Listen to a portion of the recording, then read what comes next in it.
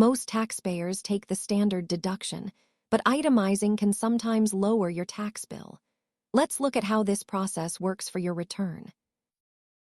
To itemize means to list out your specific eligible expenses on your tax form, instead of taking the flat standard amount the government offers.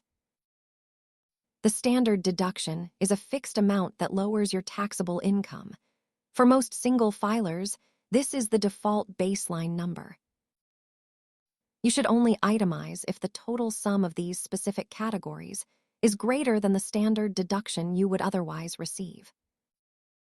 The choice comes down to simplicity versus potential savings. Standard is easy, but itemizing captures specific life expenses that might lower your taxes further.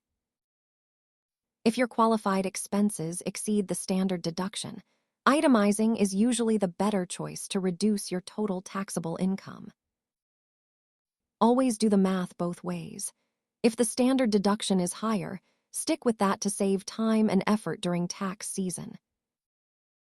Tax laws change frequently, so check current IRS guidelines. Subscribe for more simple explanations of complex financial topics.